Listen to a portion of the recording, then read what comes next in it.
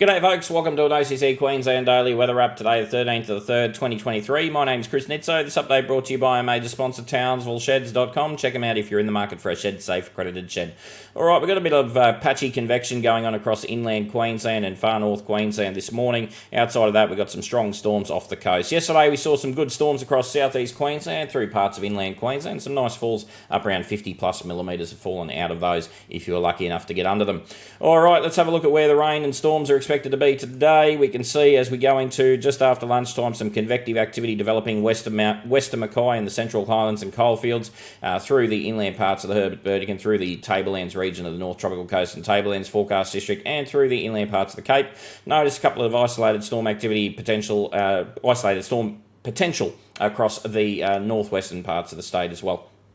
Alright, you can see here showers and thunderstorms around the Wide Bay Burnett district as well. Notice southeast Queensland has stabilised. There's a southerly flow that's pushed through that region. Through the nighttime hours, there's potential there for overnight activity, particularly near the central Queensland coastline. This is an area that we're really targeting with the possibility of very heavy falls just offshore, but there's a good chance that a couple of those might nudge the coast. So if you're in this section of coastline, be prepared for potential for significant rainfall. And you can see some overnight activity too across North Queensland, albeit very isolated and patchy.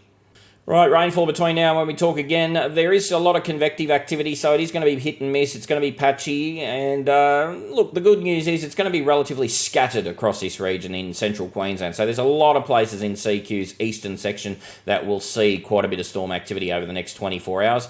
You can see there's quite a bit of storm activity through northern Queensland's inland part, so the ranges and inland. A couple of little spots there on the coast that might be able to sort of snag the edge of a storm, but overall, this is a very much an inland event that we're expecting to see the strongest convection in.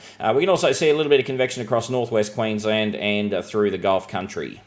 In terms of winds, everywhere across the central and north Queensland part of the state, we're looking at nice winds, beautiful conditions to go boating. Further south, though, into southern Queensland, southerly winds at 15 knots or so, pushing up through the southeast coast district, making life uncomfortable. And it's because of those southerlies that are pushing into this much lighter northerly flow that we're getting all that convection across central Queensland over the next couple of days. But that's the only real interest area from a wind perspective, is that southerly is going to be blowing pretty hard, particularly just offshore if you're in South Queensland. Other than that, beautiful conditions on the water.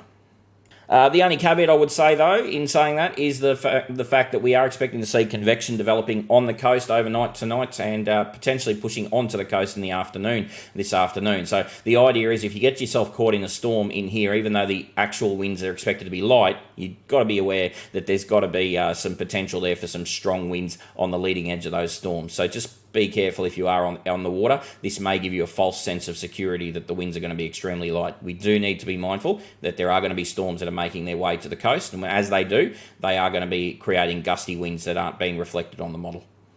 Way more depth and detail information is available to subscribers at join.ozcyclonechasers.com.au, and we're looking further ahead at a Coral Sea low into next week, so interesting happenings there. Check out that at join.ozcyclonechasers.com.au if you're interested. Otherwise, enjoy those storms. I'll talk to you tomorrow.